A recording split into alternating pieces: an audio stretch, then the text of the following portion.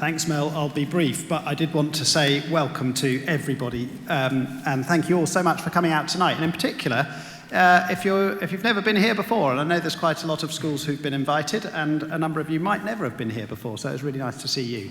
It's particularly brilliant, of course, to have Clare with us this evening. Thank you so much for coming out, Clare. I'm going to say one or two words about her biography by way of introduction, and then hand straight over to her. But Clare graduated from Hull University in 1993, and she gained a Master's in Science from the Open University in 1998. She started her career within manufacturing before moving to management consultancy with Deloitte, and then central and local government, latterly as Chief Executive of Worcestershire County Council. Since 2017, she has been, of course, Chief Executive of UCAS, and it is in that role that she speaks to us today. Now, I strongly suspect that there is nobody on the planet who knows more about this subject, and probably very few people on the planet who could draw 600 guests to the Great Hall here on the night of an England World Cup game. So please do join me in giving her a huge welcome.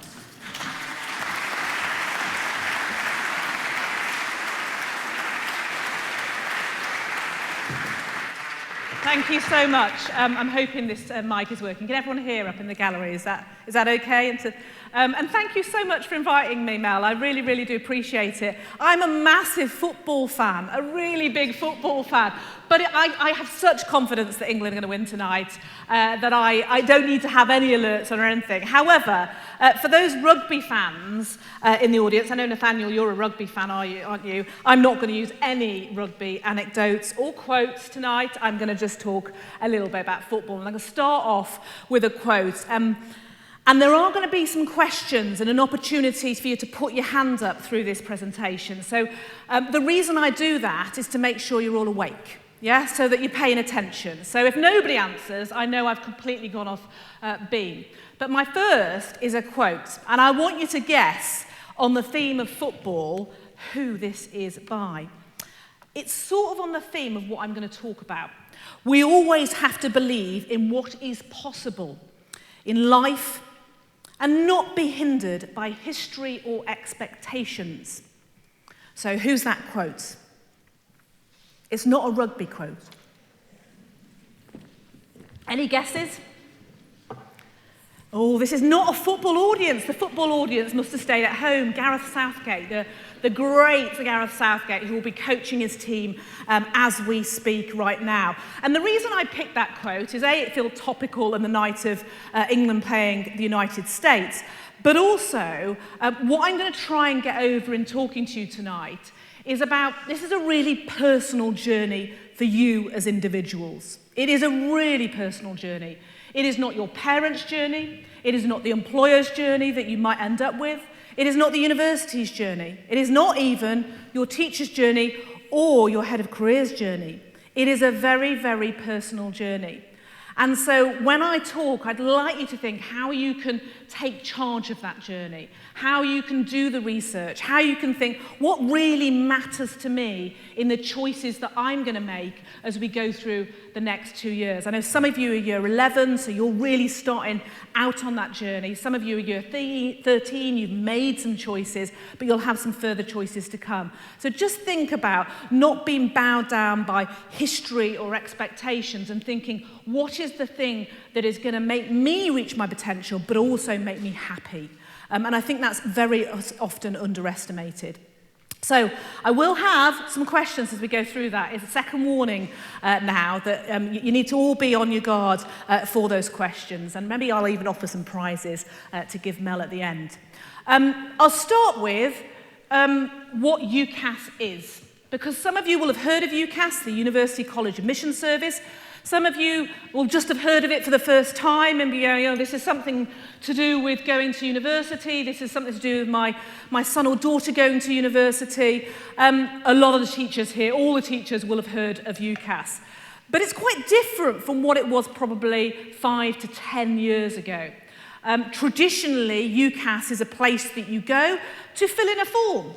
When I did it back in 1990, when I went to what Blackadder would have called the fourth great university, Hull, I did a paper form. I Tipp-Exed out where I wanted to go in my 5 or 6 choices. And it was actually called UCAS, and there was a different one for polys. It was called PCAS. Long, long time ago. Only a few people in the audience will remember that far back. Now it's all digital, and you fill it in all online.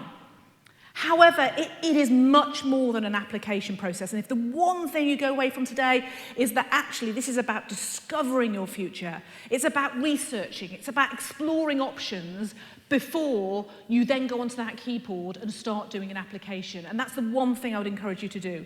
You know, our absolute mission, as you can see on that slide, is to be a discovery place where people come, whether they be young people or mature students, international students, UK students, and what they are doing is they're discovering everything about post-18 options, be it a traditional 3-year undergraduate degree, or be it an apprenticeship, a degree or higher apprenticeship, or be it they want to take a break in between before they decide what to do next. And it should be a one-stop shop. And I'm very passionate that what we owe all of you as young people is one place you can see all of those options. So that's what it's sort of morphing into. And I'm going to show you as we go through this some of what that means and some screenshots so you can see what it's about. But I suppose really what I'm going to start with is information, advice and guidance. And you'll see lots of acronyms in these slides. If you don't know what they mean, you can call them out. But IAG, information, advice and guidance, is where it all starts. When you get information, advice and guidance, you can get it from face-to-face, you can get it digitally, you can get it from your teachers, you can get it from your parents, you can get it from the media influencing things, or you can go and do something, perhaps travel to an open day, things like that. I'm going to talk you through what's available to you and some of the things that the cohorts that have gone before you have considered. So I'll throw some data in there. There'll be some graphs for people who like a bit of data, not too many for those who don't. And then we'll sort of like have some questions about what IAG really is.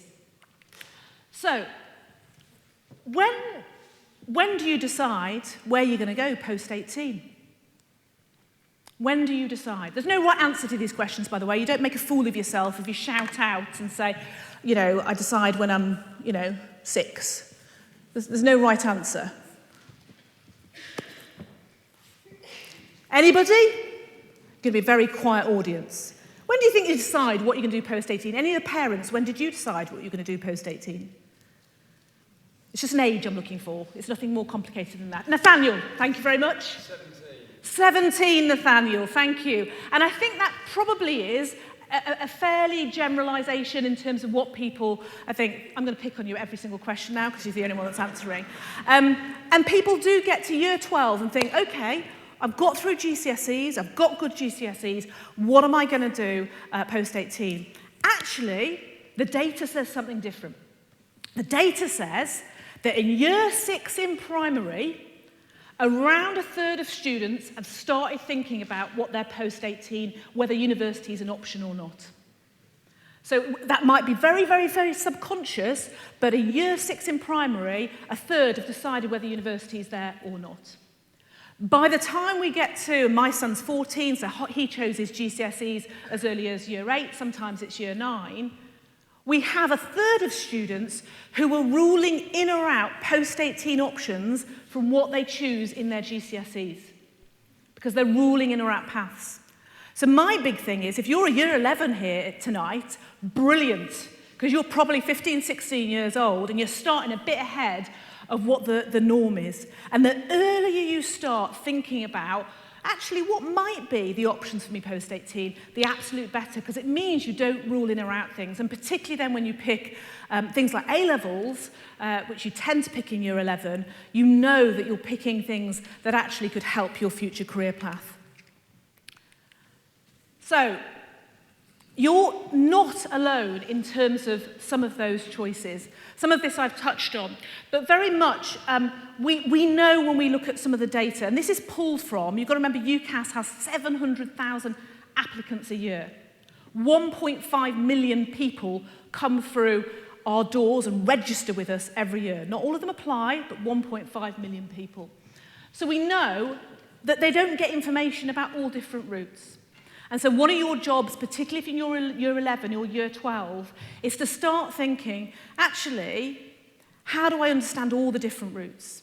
So one of my big passions is actually, we've got 3 traditional undergraduate degrees, some 4-year degrees. We've got a very, very small amount of part-time or consolidated degrees in 2 years, they call them. But we've also got higher and degree apprenticeships. I was talking to Mel before this, and I know a lot of students have gone on to do some of this. There are challenges with apprenticeships that I'll come back to in terms of the volume of them across the UK, but they're a real option for people, and being able to navigate those is super, super important. One of the things I will try and pepper through as I talk is, well, this is how it's now, and here's what's available now. What's coming further down from the government? Because particularly if you're in year 11, if there's changes coming in a couple of years' time, or there's things to be aware of, you probably want to be aware of those. So Ofsted is currently going around all schools and colleges and is looking at the quality of careers information, advice and guidance, and expecting to report in the autumn of this year. Because quite frankly, despite the Gatsby benchmarks and despite the fact that there's a Baker clause and we're trying to permeate this Baker clause to say everybody needs to have brilliant IAG, it is not happening consistently across the piece. So that's what Ofsted are probably going to find. And then there's this thing called the updated provider access legislation, which basically means there needs to be a number of touch points where young people in schools and colleges really find out about technical and vocational routes alongside those traditional academic routes. So there's quite a lot going in government. You don't hear much about this. You don't hear much about the Holman Review, which is on the bottom of that slide, which is Sir John Holman, who was commissioned last year to do another review of information advising and guidance. But definitely when I speak to Department for Education in Westminster, this is a big thing. How do we get better information, advice and guidance to young people at the moment? So it's one of our priorities, and it's definitely one of government's priorities. So how does UCAS play its part?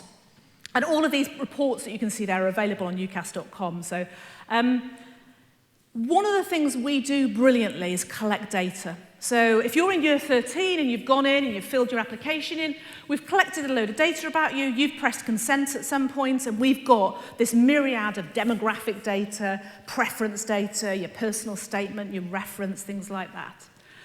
And then we publish, not at an individual level, but at a sector level, around 8 million data points a year. So we'll push out through open, interactive data dashboards, anyone who works in IT, things like Power BI to visualize them. And we push those out. We say, here, we are a charity for the public good. Here's a load of data. One of the things I was quite passionate about 5 years ago when I joined UCAS is, that's really great for people who love data tables. But not everybody loves data tables. I'm an insights person. I'm the so what person. So I've got this great data graph. I've got this data table. Give me the so what. Give me the insight. So what you see on this slide is, and I honestly think some of these reports, not all of them will be pertinent to everybody in this room, but there'll be at least one that is pertinent to you. So what we do is we say, let's take all that data. Let's survey the applicants that are going to respond right now. We get massive response to the surveys, and let's give some insights back to the sector. So you see a report up there around disabled students. We know disabled students look much earlier on at their choice of university or college because they want to know about facilities, they want to know about accommodation, they want to know about individual things. So again, it's about a personal journey. You know, if you have got a disability, whether that's an obvious physical disability or it's a hidden disability, understanding some of those things from university and college, really, really important, really, really early on. One of the reports that isn't on there is a care experience report. So we've done a whole load of work, around 600 survey results from those who've experienced being in care, and around 9,000 in terms of their experience going through the cycle. And what they see is it takes them much longer to get into higher education. Typically, over a third of them arrive at higher education post-21. There's one there on nurses. We've explored what really inspires people to be a nurse. We saw a massive spike in people going into nursing degrees, subjects allied to medicine during the pandemic. People were inspired. We were all clapping on a weekly basis. That's petered off a little bit, certainly in terms of nursing at the moment. But understanding what those ambitions are, and then if you're looking to go into nursing, or if you do have a disability, or you're, actually from LGBTQ+, you can understand, well, the cohort that's already gone through, what did they think was particularly important to them? So I would encourage you, because that's UCAS playing its part in terms of saying what the data is. So, second question. I really appreciate someone other than Nathaniel engaging in this question. So, where would you usually go to figure out what to do next? So, say you are 17 years old, or hopefully it's a bit earlier, it's in year 11 or something like that. Where would you go? And again, there is no right answer. Sorry, I couldn't hear you. Google. A fantastic answer. Honestly, you wouldn't believe how many people go to Google. They probably don't admit it in the surveys that we do that I'm going to come on to, but absolutely, sir, you are right. Google is a place. I think for you, as cohorts are looking to go on to your next step or considering what might be the next step, understanding what cohorts before have said in terms of where they've gone is really important, because it just opens you up to say, beyond Google, there are all these other different options for you. So, first of all, there's an awful lot on UCAS, so I'll start there. And there's stuff there that's being updated all the time, so we will do daily drops of stuff. But what they call the ultimate guides, are basically guides that will take you through what it is to study at Leeds University, what it is to study, we were talking about St Andrews before, St Andrews University. What is it like to be at one of these universities? Equally, alongside those, you've then got employer guides. What's it like to work as an apprentice at Dyson, at Jaguar Land Rover? So one of the things I would encourage you to do, and we'll look at how many actual students look at UCAS in a minute, is use some of the collateral on UCAS. There's always new tools being added. So one of the things we introduced just a year ago is called the Careers Quiz. And I've tried this out in my son's school because, quite frankly, there was lots of conversations going on about what do you think and psychometric tests and stuff. What do you think your job might be when you're 30? Most students I talk to can't, even think about 30. It's sort of like just thinking about 21 feels quite a way away. This basically is based on employment data. So again, it's another data-driven product which takes employment data in and says, based on the A-levels or the IB or whatever you're doing, based on these GCSEs, these are, and the degrees, these are the sort of careers that people went on to do, to take on. So it might just open doors for you to think, actually, what might be the options out there. Now, I changed this slide quite late on today because I was looking at it this morning, and it was actually one of my team's individual career quiz results. And I said to him, Freddie, we're going to have to change the slide, because the first thing, he did it, and he took a screenshot and then put it into the presentation. The first thing that came up was clergy. And I said, that's not typically what's going to come up for everybody, Freddie, so we need to change it around. But what it'll do is, if you're putting your data in about what A-levels you're studying, it's then translating that through to employment data and giving you an idea. Really important to help this discovery and employment journey. And then the other thing is browsing those careers. So say I started in manufacturing, I worked for Rankovers McDougall, which, when I said to my parents, I'm graduating in history and politics, I'm going to work for Rankovers McDougall, they said, what are you going to do, bake bread? And pretty much that is what I did for at least a day a week through my sort of, I suppose, production management traineeship. But what it'll allow you to do, if I was thinking now about going into manufacturing management, which is what I went into, is look at manufacturing management and say, actually, what do people do to get into manufacturing management?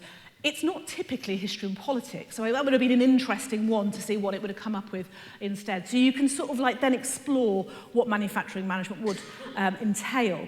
Now, I actually think if I'd gone into it and used a tool like this, which I didn't, because it was a long, long time ago, it was probably before the internet, or just around when the internet was coming through, I would have quite liked manufacturing management because it's all about people, and I like working with people and tech. Those are the two things that sort of get me out of bed.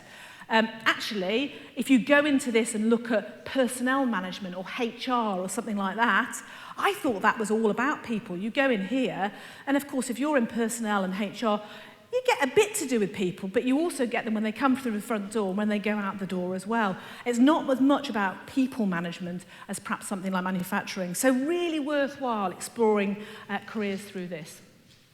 And what you will then feed off that, you've gone through your careers quiz, you've gone through looking at areas of careers, is actually what employers are out there. What are they offering me? And this is particularly if you're thinking about a non-traditional route, so you're not going down a 3-year undergraduate degree, but even if you are, thinking what at the end, who might I work for, looking at an employer profile, really good research early on. It just means you're opening your horizon the whole time. So we've got about 40 employer profiles that are up on UCAS, everyone from Dyson to the NHS to Sky, very, very different companies that we've got on there, but it'll help explore possibilities for you. I did say to touch a little bit on apprenticeships, and I'm going to try and mix a little bit here in terms of some data, but also some stuff that should be encouraging to you. Around 46% of those 700,000 who come through UCAS and apply are also interested in a degree apprenticeship. It's a massive number, 300,000 plus. So it is growing in demand, and I wouldn't rule it out. We know there are a massive number of searches every year through our busy summer period when you're all getting your results. We can see people logging on and looking for apprenticeships. However, startling, and you can see there on the last bullet, the number of starters, 18, 19-year-olds that start a degree apprenticeship is really, really small, just over 4,000. And the reason for that is that it needs to be easier to navigate. So one of my missions, again, is to make it easier for teachers, for advisors, to help you navigate some of these options. It's a very difficult route to navigate. And that's one of the things. There's also then policy things like the apprenticeship levy, which I won't bore you with, which is a big sort of deep policy conversation about how employers make most use of the apprenticeship levy, which is fairly bureaucratic at the moment. So I am, and again, I'll share some things when talking that perhaps I wouldn't want repeated necessarily elsewhere. But I had a great meeting with the Secretary of State. New Secretary of State, Gillian Keegan, was appointed. I've had 6 Secretary of States in the last 18 months. In fact, that can be repeated because it is factual. So I met my 6th Secretary of State a week last Monday, twice actually in the same day because it was a group thing and then a sort of one-to-one. So Gillian is an ex-apprentice. She did a degree apprenticeship in engineering up in Liverpool, where she was born, and then went on into a business world before then going into politics, quite late in life, actually. So she, as Secretary of State, the one thing she wanted to discuss with me was degree apprenticeships. She wanted to absolutely discuss that. Her minister, who's in charge of higher education and further education, Robert Halfon, is also very passionate about this. So I think what I'm coupling here is there's a demand, but there's also a government appetite to really push this. So anyone year 11, I know there's some year 11s in the audience, you would hope that some of that government appetite, particularly from Westminster, by the time you're looking, will have made some traction and there'll be more available for you as well. So lots of tools to help. I'll probably go straight over that one. What I thought might be quite helpful is you're all going to either have applied. I was talking to some individuals that have already done their applications, and particularly if you're going to Oxbridge, you'll have done that for October the 15th, or if you're applying for medicine or something like that. So we've got people who've already applied and are waiting for an interview or an offer. We've probably got people in the audience who are, I just want to get my GCSEs out of the way, and then we'll think about the next step. I absolutely get that. I suppose my big thing is understanding the context and the landscape within which you are applying or within which you're getting an offer or an interview or something like that.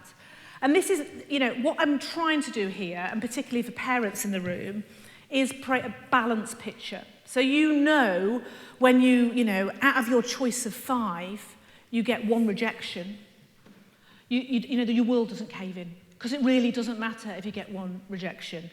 Yeah, there is, absolutely proceedings are some way you're going to be happy and fulfill your potential is the important thing. Having 1 rejection out of 5, having 2 rejections out of 5 really doesn't matter. My goddaughter, she's over in Bath, very highly achieving, wanted to do psychology. Sat down with her, she's now in a gap year after 18. Sat down with her when she was in her last year of GCSEs, so year 11. I said, Becca, if you want to do psychology, I am just warning you, After medicine, dentistry and veterinary, it's one of the 2 most competitive courses. What's the other one? Does anyone know? That wasn't a question, but I'm just throwing it out there. What was that? Not English, actually. No, so if you're looking for English, it's not one of the most competitive. Not computer sciences, although that's quite short after. Who said law? Someone said law over there. Well done, law, yes. Law is the other one. So after medicine, dentistry, veterinary, psychology and law are the 2 most competitive courses, and increasing actually in terms of demand. And she wanted to do psychology. And even before she started her A-levels, of which one was psychology, I said, Becca, you just need to know. And she applied for Cambridge, I can't remember, Bristol, Exeter, Durham and Edinburgh. That was the 5. I can remember because she's my goddaughter. It's important to remember these things. And I said it's going to be really competitive, really, really, really competitive. She got, I think, an A-star and 2 A's in the summer just gone. And she's going to Exeter, and she's really pleased with her choice next year that she's going to Exeter. But she didn't get an interview with Cambridge. She got an offer from Bristol and Exeter. She didn't get an offer from Edinburgh. Lots of reasons for that, including the fact that Scotland is a very different educational system, how they take people in, how they fund the system, and she didn't get an offer from Durham. She's pleased as punch, she's on a gap year. So my point is that there is lots of different ways to get through this, but the landscape is very much changing. And of course, this is somebody, Becca, who had what we call teacher assessor grades for GCSE. Do you remember 2 years ago? Feels like a lifetime ago, but in the pandemic, we had the teacher assessor grade. So she was used to getting straight 9s and 8s in her GCSE. So this was quite a journey that she went on. So important to understand the context and landscape. So we had Brexit, we had the pandemic, yeah, we've had a number of different things like the war in Ukraine and the energy crisis. We've had lots of disruption, I think it's fair to say, over the last 2 years. I think that's not an overstatement, it's not hyperbole, is it? Can anyone think of anything that might be an external disruption to this period moving forward where you, your sons and daughters, are applying to go into higher education? Anything? Politics and inflation. I think I heard those 2 things over that, sir. I agree with both of those. I actually think there's one probably I'd put above both of those, which I'm going to come on to, which is demographics. So as a school, you will be feeling this right now. The number of 18-year-olds in the UK is growing. We've got more brilliant young people like you coming through, which is great if you think about the future workforce. But actually, at the moment, lots of schools are seeing year 7, 8, 9, 10, so in the secondary education, as opposed to primary education, this sort of bulge of birth rate. And of course, since last year, that's been coming through in terms of 18-year-olds. So approximately, and it varies roughly in region to region around the UK, but if you look at the UK as a whole, since last year, there are 3% more UK 18-year-olds every single year, all the way through to past 2026, so for the next 4 or 5 years. So you can imagine just more 18-year-olds. So I'm going to come on to inflation, cost of living, because absolutely spot on. I don't know who said it actually, but I'm looking very good in that area. But also politics as well. So looking back, and I do like to look back, because I think we learn a lot from looking back. This is a survey we did of the cohort that will have started university about 8 weeks ago. So we surveyed them back in the early summer, and we do this a lot. I mean, your year 13s are going to be getting this from us in the spring. So respond to the surveys when we survey you, because it helps inform everything else.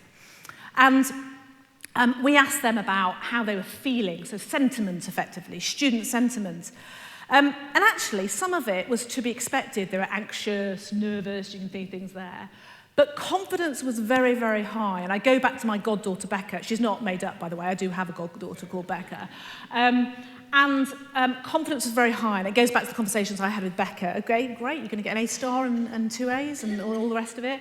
But you are applying for psychology, so just, keeping the confidence down. She's sitting all these 9s and 8s for GCSEs.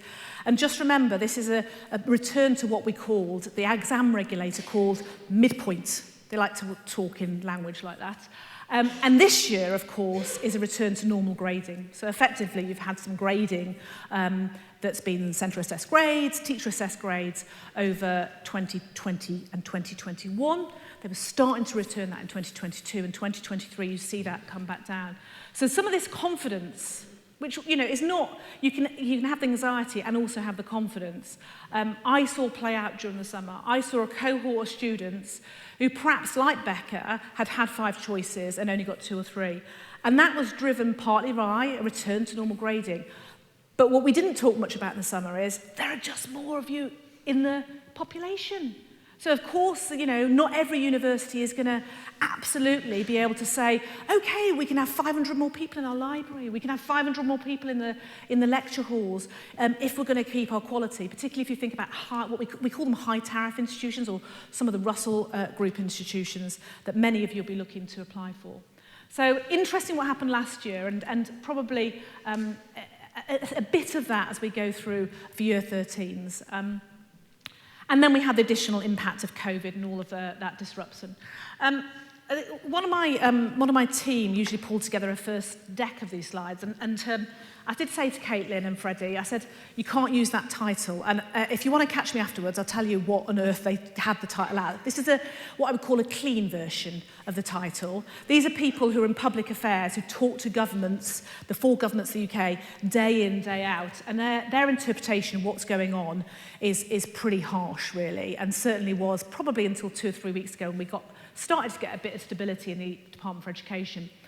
So the Trust's 45 days was all about, let's do something called post-qualification admissions. Let's basically wait until the summer, when you've all got your results, and then you can apply. And that was a big thing. It was a massive consultation 18 months ago about that. And they were going to take it back to that. Well, Truss has gone, and there is no more talk of that. And quite frankly, I'm quite a fan that it's not going to be, because I think there's enough challenges in some of those demographics, cost of living, inflation, some of the politics globally as well as UK, without reinventing the whole system. So you should be pleased to hear that, because what it means is, in your tenure as you're applying, we're not going to throw everything up in the air and change the rules of the game. The rules of the game are going to be broadly the same. However, there are a few other things in here in terms of what's going on around us, as well as the demographics, that I think we need to be paying attention to. The cost of living is affecting everybody, but it is affecting students as well. And probably one of the areas where students feel it most is in accommodation. So it's not tuition fees, because actually that's something you pay back later on. And actually, when we survey students, they're not that concerned about that, the majority of them, believe it or not. They're certainly not concerned about the £27 they pay UCAS to apply. They are concerned about living year to year and about accommodation and suitable accommodation. And so, year 11, probably less so, but if you're in year 12 and 13, these are the sorts of things you're going to have to consider as you do apply, potentially go to university or a degree apprenticeship, is where am I going to live? Where am I going to be happiest living? How am I going to make friends? All of those things really matter. And in environments, this is just a little bit more expensive, or a lot more expensive in some parts of the country. And it's those, I would encourage you to really consider those things. There are some universities that have really, I can't quite think of a word to describe it, cocked it up is probably the best description.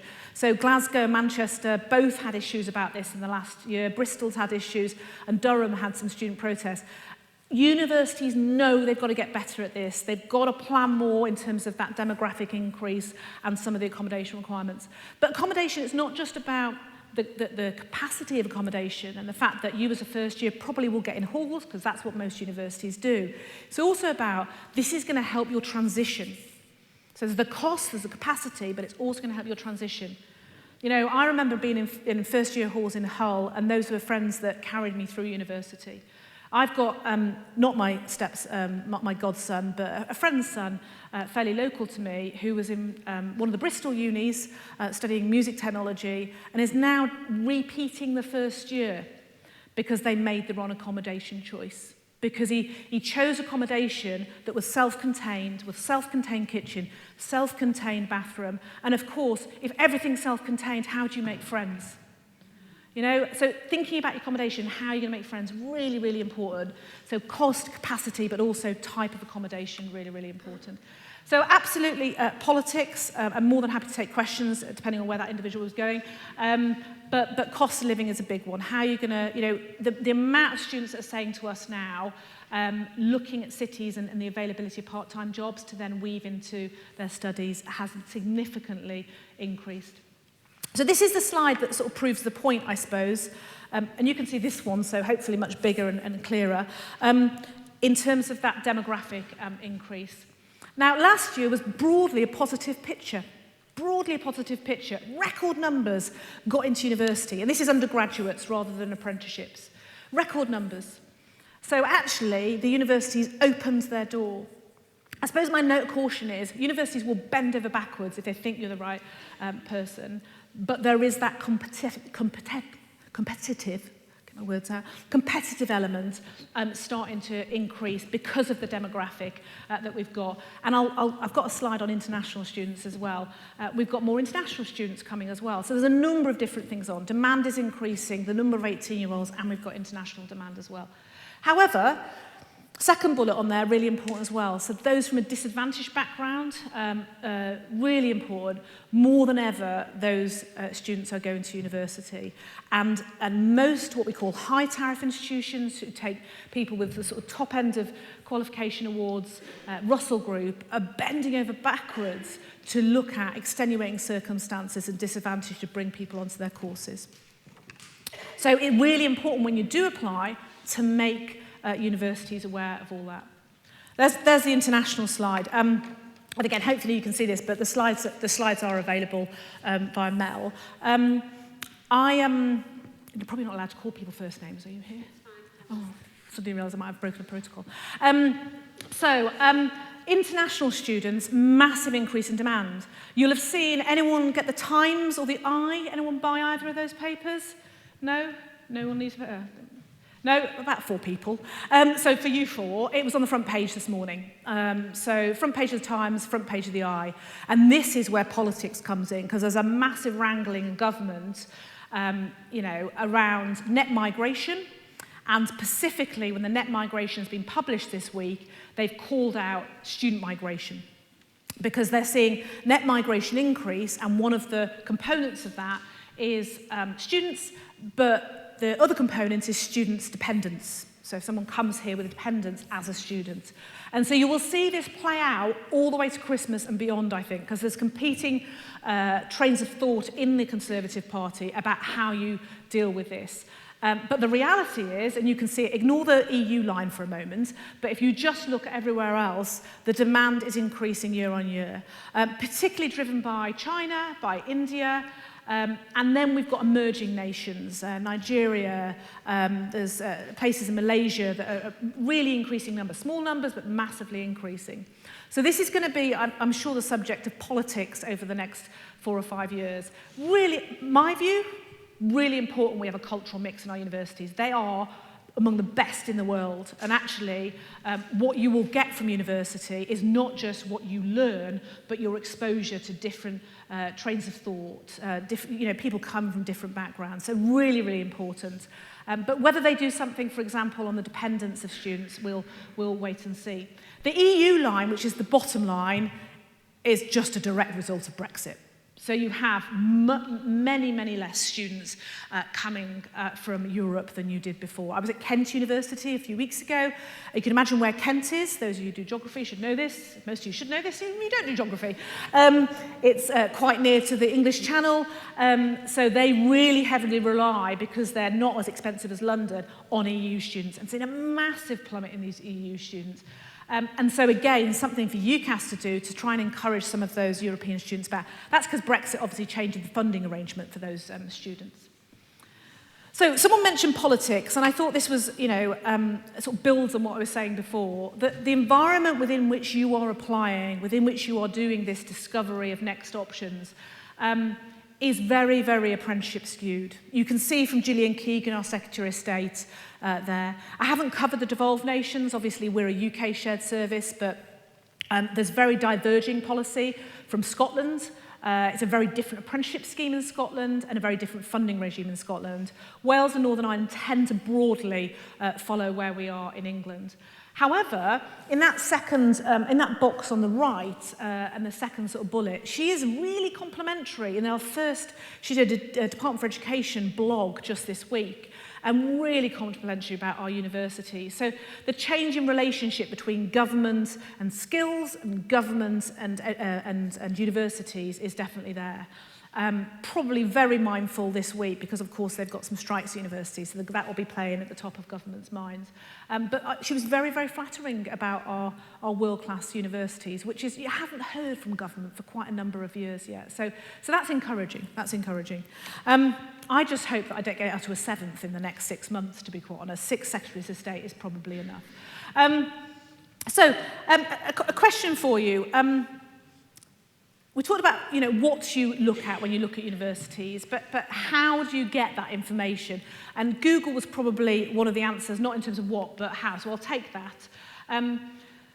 What information are you looking for? So we talk about how. What information are you looking for? So when you go, I was talking to 2 young ladies down here, and they were very much talking about modules and courses. Is there anything else that you would look for when you're looking at your option post-18? You have to speak up because I haven't... Say it again. League tables, sorry. I hear it straight from here. I don't know why I couldn't hear it. Thank you. League tables, really interesting league tables. Yes. We'll come on to talk about league tables. Anything else? Oh, so I've got hand up. Go on, you're polite. Sports. So extracurricular type stuff. Sports, social life, yeah, absolutely spot on. So you can see from this one, I hope you can see, it's a little bit small over there, where students tend to go is open days are massive. This was a survey that was done just as we were emerging out of the pandemic. So this year, not all universities at the beginning of this calendar year had returned to physical face-to-face open days, believe it or not. So we're still in quite a lot of virtual stuff. So read the first line as sort of open days generally. Open days are massively important in terms of how you get access to some of this information. That's what students say make the biggest impact. Because on open days, you get to meet, the head of the Spanish school or the head of the engineering school or whatever. So really, really important. You get a feel for a place. So going back to your point about sport, what is the sports facilities like? What's the library like? Where's the accommodation from the campus? Is it on campus? Is it off campus? Is it a big city? Is it a little, small city? All of that you get by open days. So again, a piece of advice, if you can get to an open day, please try and do it, I remember going to, again, very far back, 1989, going to 3 or 4 open days. They're quite cathartic. You have to spend the whole day with your parents. If your parents are taking you, that can be quite bonding or not. I remember a couple of trips with my late father on that. But I really encourage you. You get a sense of the place, yeah? So that's one. Then we've got the UCAS hub. And when I talk about UCAS, and I hope you're all logged into it, I'm sure you are because Mel's on it, we've gone again from, if you imagine sort of 4 or 5 years ago, you went onto ucas.com and you typed in, I don't know, someone was doing English here, so English, and then you came up with a list of hundreds of universities that do English, do joint honours English, English with something else, So you almost had to sort of, it was like one of those libraries. Everyone read the Midnight Library? Anyone? Yeah? It was about like walking into a massive library and not really knowing where to go, and you need a librarian to sort of show you. It's not like that anymore. You have to log in to the UCAS hub. You have to, give your email address. You have to say whether you're interested in apprenticeships. And then what happens is every time you're doing a search, every time you're putting something in there, it's saving it for you and personalising it. A bit like, I hate to use this example because it's not popular with everybody, but most of you probably shop on Amazon or have in the past. And you all shop on Amazon and it says, and we can recommend for you X, Y, Z. So it has recommendations based on the data and your previous purchasing. Exactly the same sort of data underlying principles in the UCAS hub. So again, and that year 11, you can get onto it.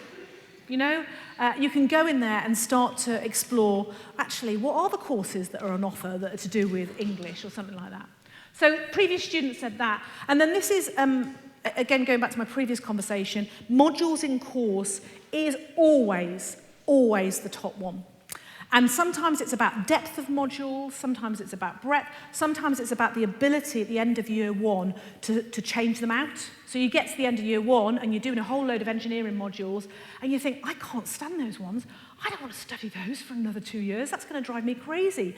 So can I swap them out for something else? What's the flexibility? And asking those questions means that you're just going to be that much more fulfilled as you go through your 3 years. So thinking about those things up front and knowing what questions to ask. One of the things, again, going back to the open days, I would really encourage you to ask is don't get mum and dad to ask the questions. You know, have the courage to come with 1 or 2 questions yourself and ask those questions of those academics or the students that are showing you around. Because it's really important, you know, what are questions you want to know? Because your mum or dad ain't going to be the people that are studying for 3 or 4 years. It's going to be you, and it's what makes you happiest and what's going to make you satisfied. Because if you are happy, you're going to achieve your own, your potential. So that's what, I suppose, drives students. In terms of what support do students look for, can you see these? Because I notice I can't see them, but you're okay with them. Is it big enough over there? Okay, so one of the things that I put up before is all of those reports. Again, I would encourage you to look at those because I think it starts you thinking about what are those questions I need to ask. So I mentioned about disabled students and wanting to understand some of the facilities much, much earlier on. We've done something really interesting for the cohort which will be going through in 2023 entry, so your year 13. So year 13, you will benefit from this, as well as every other year after that, is we've introduced a whole load of questions into the application process. So when you go through it, you might have experienced this already. You'll be asked about things like, if you're a carer, you know, a lot of students are carers of parents, of siblings. You know, if your parents are in the armed forces, you know, and there's lots of questions in there. And the reason we ask those questions is for exactly these sorts of things up there, which is the more we can tell universities about you, the more able they are to support you. We have to get better, and UCAS is playing its part in this, but we have to get, as an education sector, not higher, but secondary as well, at really working to make sure that transition and your individual, your personalised needs are known about by the university as you come through the door, as you walk through the virtual door. You know, we need to know those things so that if you have got particular disabilities, we know that putting you on the 3rd floor as opposed to ground floor, really, really important, and catering for that. You know, the feeling of inclusivity. I went to Derby University. Again, I visit a lot of universities. Derby University, big apprenticeship provider with Rolls-Royce, which is a manufacturer up there. So I spent a lot of time doing that. But I was sitting with a group of students, and 2 of them had transferred from another university, won't name which one, because of their lack of mental health support. They just felt they had anxiety needs. You know, they got very, very anxious, different needs between the 2 individuals. But at the previous universities, they felt they weren't recognised and they didn't have the right support. They didn't know where to go for support. At Derby, they felt they had. So those sorts of things really matter. So when you do your form, please fill in some of that stuff. You know, we've seen a 450% increase in mental health disclosure over the last few years. That's phenomenal. We've got to make sure universities do something with that. But the starting point is you must tell universities. So I'm just keeping an eye on time, so we've got lots of time for questions, because I know how boisterous an audience you are. So be thinking of questions. Nathaniel, you can start. Yeah, I've got time for questions at the end, I think. I'm going to go through, though, in the last sort of section, 2 things. One is stuff that's really sort of practical stuff that UCAS is doing that will help you. I hope it'll help you. If you don't like it, you can always feed back to me, because that's also good, and that's why I come out and do stuff like this. And then there's a little bit of and looking forward. So this is particularly for the year 11s and the sort of environment that you're going to, which picks up my sort of 3% demographic point. So I'll cover both of those. So the first one's about apprenticeships. You'll hear me talk a lot about apprenticeships, as you have tonight. I am really, really passionate. We need to give more choices to you as young people. And so what we at UCAS are doing over quite a long time period, this is 3 or 4 years, as you can see, is at the moment we've got a tool called Career Finder. You can go on it. You can look at probably about 500 employers with different degree and higher apprenticeships. What it doesn't do is seamlessly then take you into the CV tool to then write your CV and give you that help. By the end of this process, it will. So things like building a CV, which is quite daunting, even if you're like my age, yeah, it's quite daunting. What you usually do when you apply for a new job is go back to the previous time you applied for a job, dust it off and then update it, you know, because that makes it not daunting. So writing it for the first time is super daunting. So things like a CV builder. We talk to a lot of employers, so the likes of Deloitte, who I used to work for, where actually what they want to do is, rather than receive applications, they receive thousands of applications. They want to do what's called a talent finder. They want to go in and they want to say, do you know what, we want more women to do our tech degree apprenticeships, our digital degree apprenticeships, because at the moment it's completely imbalanced. So UCAS, please find us the talent and bring us applications that are from women in tech who are doing sort of tech-oriented A-levels or IB or whatever. So we're developing that as well as just a seamless process. So certainly for you year 11s, that will improve as we go through. Getting a job guidance, again, lots of stuff on there, social media channels. We tend to get a huge amount of traction and we push all this to social media, but particularly on Instagram. I don't know if that's old school anymore because, you know, is that old school? No? Oh, I'm getting shakes of heads. I think you're just trying to please me. I know Facebook is old school and we don't get, the only engagement we tend to get on Facebook is from parents and teachers. But Instagram, we get a huge amount. So do follow us on UCAS because a lot of this getting a job guidance around CV building, and I'll come onto the undergraduate side in a minute, is on there.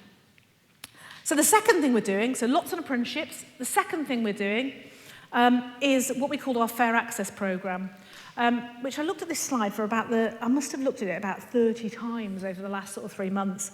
I looked at it again on the train coming up from London to Bedford, and I thought it still doesn't work, so I'll try and explain it. So what we're doing is, firstly, and that first bullet there, is all about if you are a student from a disadvantaged background, we sort of need to know you're one.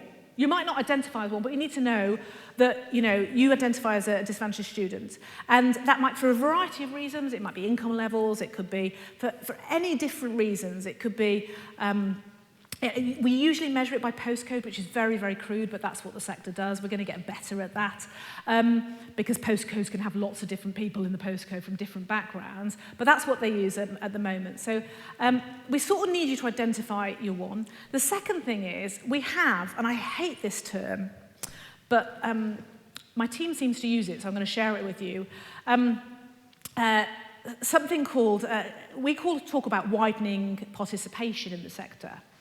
And it's called WP. Well, there's so many acronyms in the sector, you would not believe. I've never known a sector like education. Certainly when you were baking bread, you didn't get as many acronyms as this. We call WP, widening participation. What we're trying to do is bring more people into the sector. And we have what's called WP tourists. And what that means is that people are basically accessing, if you've got a summer school, a university lays on a summer school, or if they do a bit of a sort of Saturday morning school or something like that, so a university, particularly a lot of the Russell Group, but a lot more than the Russell Group do this sort of thing, which is basically outreach into schools. We've got the same people going around the same courses. So, you know, again, there is lots of opportunity in terms of summer schools, in terms of some of those outreach activities to really, really get engaged. And what we're going to build is a sort of connection engine to connect more people to the right support. That's what that slide says, but it doesn't. The third thing we're doing is, and the teachers and advisors have informed us on this, as well as the universities, is changing the reference. So this will change for those students coming in from next year. At the moment, and I do a lot of call handling at peak times, so we have a big, massive contact centre with lots of people on social media and the calls. And in results day and the summer, and then the January application deadline, which some of you Year 13s will be thinking about right now, we all have to get on the phones because it goes completely crazy. And so I do handle calls.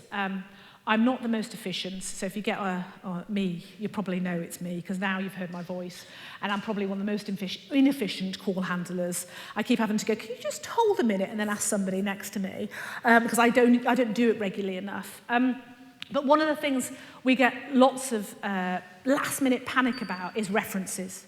So the educational reference. I don't imagine any of you will end up in panic mode. That's really good to know. Think about your reference, really way in advance.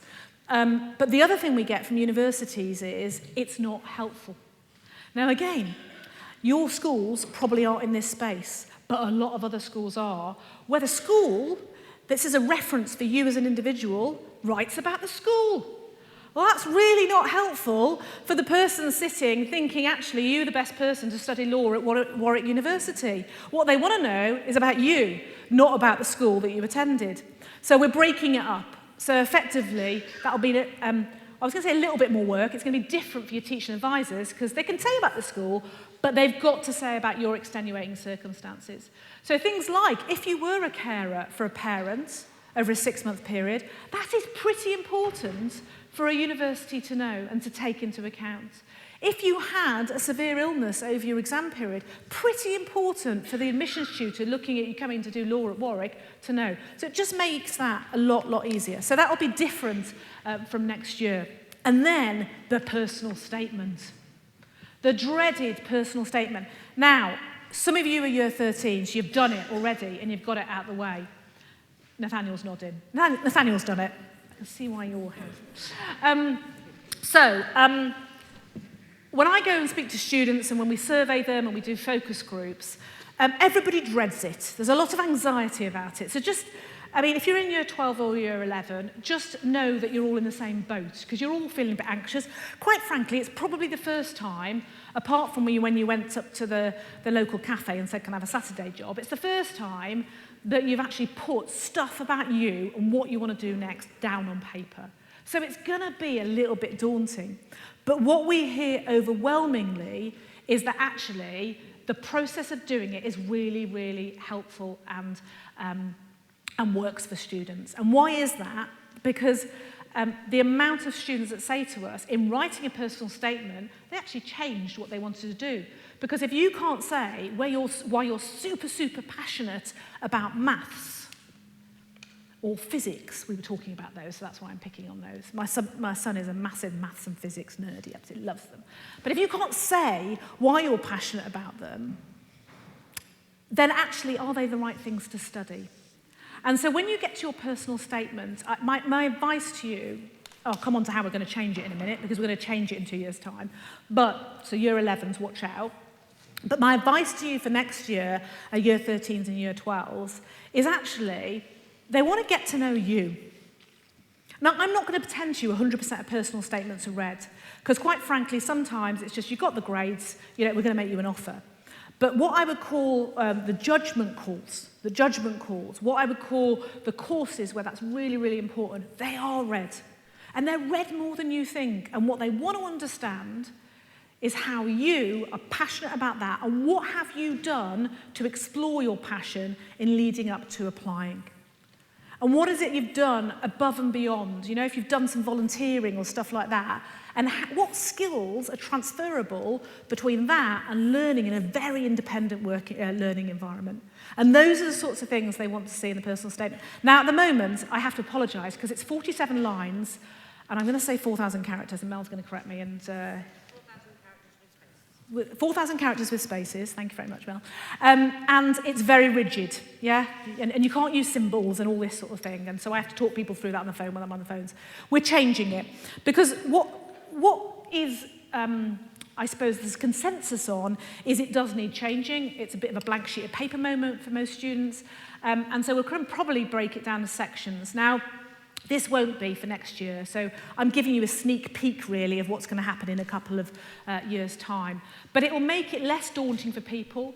If people haven't got teachers and advisors to talk them through that, it just helps in terms of saying these are some of the sorts of things we'd like to see in the personal statement. It's very contentious, personal statements.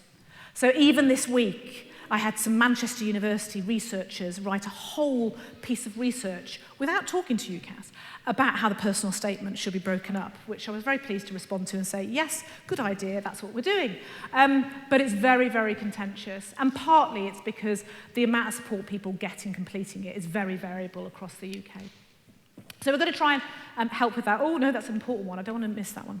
And then the other thing, which is happening next year, which I think is a game-changing tool, so certainly for year 12s and year 11s, really, really important. 18 months ago, back in January, we launched something called we do like to give things names that aren't particularly catchy. Historical entry grades, it was called. What that means is teaching advisors could go in and they could look in this tool and they could say, I'll pick on law at Warwick again. This is completely random, by the way, so just no quoting law at Warwick. And they could say, actually, for those individuals that got in and studied law at Warwick University over the last 4 years, 3 or 4 years, what are the grades that they got in on? So Warwick, again, I should say University X really rather than Warwick, but Warwick, to get in law, maybe says, I don't know, 2 A stars and an A. But actually, 2 A's and a B was the actual entry grade that people got in on. Now, that might be for loads of different reasons, what we call contextualisation. So they've actually looked at those extenuating circumstances and said, we'll take 2 grades less. Or it could be just that that particular year, they didn't have as many applicants. Unlikely in law, actually, picked the wrong subject there, as I said before. So it could be for a number of different reasons. But understanding those, what I call actual entry grades, really important. Now, the groundbreaking bit that's coming next year is making that tool available to students. So that students themselves can see, actually, over the last few years, people did get in with 1 grade less. So I should really, I should be aiming for this. Yeah, I shouldn't limit my ambition. And I really hope, I'm sure there'll be a few wobbles and something like there is every time you introduce a new bit of data-led tech. But I think it's a really, really, really important tool to put the power, really, the transparency into students' hands. So watch out for that as well. So that's a quick look through. I said I was going to return to what does the future look like for your year 12s, 11s. I can see some fidgety feet now. So this is my last few slides and we'll do some questions. We talk a lot in UCAS about journey to 1 million. So if you remember when I started, I said, UCAS, we're a charity. We support 700,000 plus people to get into university, do an application each year, but about 1.5 million actually register with us, and about 30 million visits to UCAS. So you get that sort of sense. But if you think about those 700,000 that make an application, we think by 2026, and that's not very far away, 3 and a bit years, there'll be nearly 1 million. So the scale of what I was talking about before in terms of 3% year-on-year increased 18-year-olds, the international demand is part of it, but also increased demand. Nearly half of, across the UK, of 18-year-olds apply to go to university now. In London, it's well over 50%. Well over 50%. I mean, it's very geographically different. So northeast, southwest, down at below 30%, or maybe just above 30%. So it is very different across the UK, but what we're going to see by 2026 is more and more of those 18-year-olds, of which there are more, applying to go to university and higher education. And the sort of so what of that is, don't worry too much about that, because all you've got to focus on is you and your choices and your discovery journey. For me, in the role I'm in, my bang the drum moment with Gillian Keegan and Robert Halfron and people like that is, there needs to be more choice. Because quite frankly, we're not going to build 30 more universities in the space of 3 years. So things like apprenticeships, things like how blended learning works, so how lectures are delivered in a digital way whilst tutorials are face-to-face, really important conversations to be having right now. And so that's why I'm a bit hung up on this journey to 1 million, because whilst we've got the war in Ukraine and we've got COP27, and we've got loads of other things going on in government. I think I saw on one of the newspapers today about Johnson and Truss and something going on around the Conservative rank and file. All that's going on. My passion and my responsibility is to think when your year 9s come through. And what's the options for those year 9s when there's nearly 1 million applicants? Because that will feel very, very different than last year or even next year. So I think it's probably not my last slide, because I tend to go on. That was my last slide. I started with a quote from Gareth Southgate. I can't believe none of you got it. I'm so disappointed. However, you did participate in questions, so thank you for that. I'll finish with this quote. Does anyone know where this quote's from? So I'll give you a clue. Can everyone see it? The fight is won or lost, far away from witnesses, behind the lines, in the gym, and out there on the road long before I dance under those lights. And the clue is in the second word. Who said Ali? Did you say Ali, Nathaniel? Well done.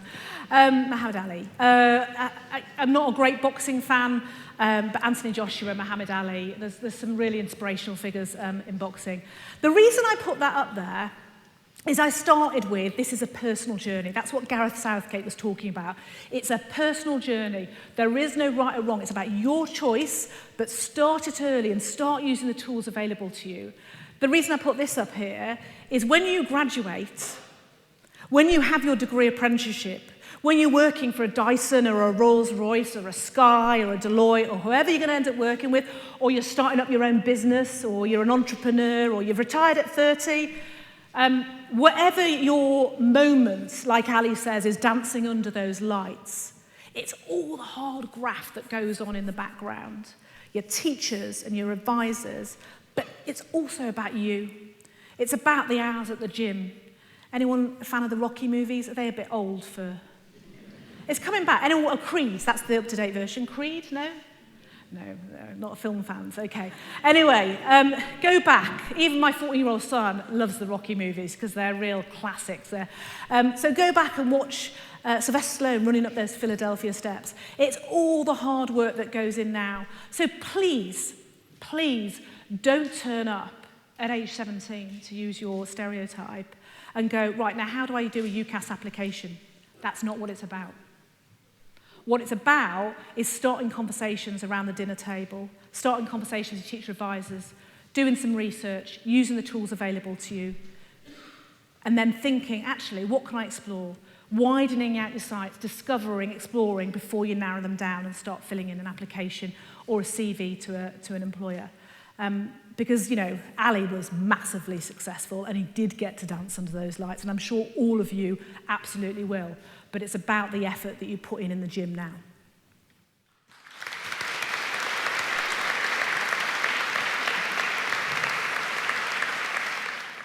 Well, I think we owe Mrs. Marchant a huge thank you for taking time out of her schedule to come and talk to us tonight.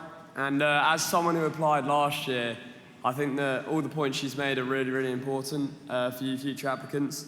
So I think we all owe her a huge round of applause again, and we have a little present for her.